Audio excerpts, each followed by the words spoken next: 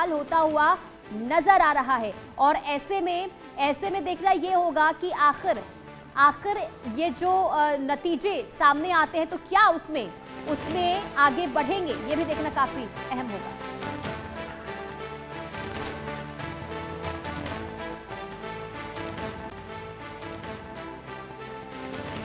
राघोपुर में तेजस्वी यादव आगे चल रहे हैं। राघोपुर में तीसरी बार चुनावी मैदान में तेजस्वी यादव राघोपुर सीट से। तो देखिए हमारे साथ राजीव जेटली जी भी हैं जुड़े हुए, और आपको बता दें कि तमाम जो हमारे साथ गेस्ट हैं उनकी भी मौजूदगी है। आलोक जी भी मौजूद है हमारे साथ और राकेश जी की भी मौजूदगी है। कहीं ना कहीं हम चर्चा की शुरुआत करेंगे, निखत जी भी हैं। देखिए आलोक जी, सबसे पहले आप ही का कमेंट, एक कमेंट मैं सबसे लेना चाहूंगी कि ये जो चुनाव के रुझान है ये नतीजों में कितने तब्दील होंगे ये तो थोड़े वक्त के बाद पता चलेगा, लेकिन कम से कम ये तो है कि बिल्कुल ऑपोजिट तो नहीं हो जाएगा सर, कि मतलब ये आ रहा है और बिल्कुल ऑपोजिट हो जाए। नहीं, ऐसा नहीं लगता है, जो कि जिस तरह से ट्रेंड है निश्चित रूप से तेजस्वी यादव बने, आरजेडी की सीटें जो नंबर 1 बनने की थी वो कोशिश जारी है।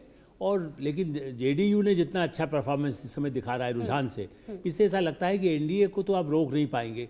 और ये गलतफहमी कांग्रेस की और आरजेडी की जो रही है कि नीतीश कुमार वापस पाला बदलेंगे, मेरा ऐसा मानना है कि कतई भी वो इस बार नहीं बदलेंगे। पहले भी कई और कारण रहे हैं, लेकिन इस बार नीतीश कुमार ने बार बार स्पष्ट किया था और वो फिर से मुख्यमंत्री, एनडीए आएगी और चाहे सीटें कम भी हो जेडीयू की, तब भी मेरा ऐसा मानना है कि वही मुख्यमंत्री होंगे। इसी के बल पर महिलाओं ने बड़े पैमाने पर नीतीश के नाम पर वोट दिया है और उसका लाभ जेडीयू को मिल रहा है और बीजेपी को तो मोदी जी का नाम का वोट का फायदा मिल रहा है।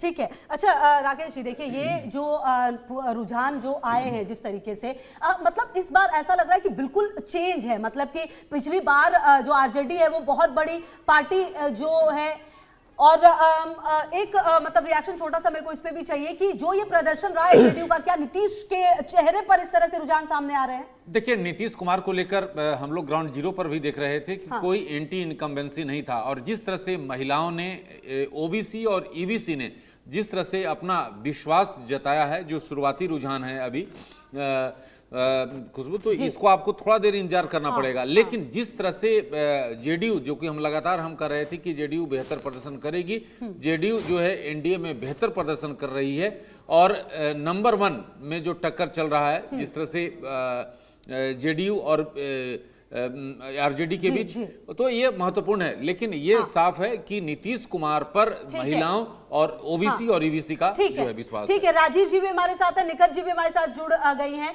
राजीव जी, ये जो शुरुआती रुझान है, हालांकि थोड़ा वक्त जरूर लगेगा तस्वीर साफ होने में, लेकिन ये रुझान कहीं ना कहीं उत्साह पूर्वक है, जितना आप लोगों ने उम्मीद की थी कुछ वैसा ही है। देखिए, बिल्कुल सुशासन के ऊपर जनता की मोहर है। बिहार के अंदर जो परिस्थितियां पहले पैदा होती थी, उसके बाद जो परिवर्तन आए नीतीश जी के साथ, देश के प्रधानमंत्री नरेंद्र मोदी जी के नेतृत्व के अंदर, उसको यहाँ के युवाओं ने महसूस किया। मैं बार बार एम्फेसाइज करूंगा इस बात पे, एक बात कोट की जा रही है, फिर भी कास्ट फैक्टर को कहीं ना कहीं आगे लेकर के आया जा रहा है।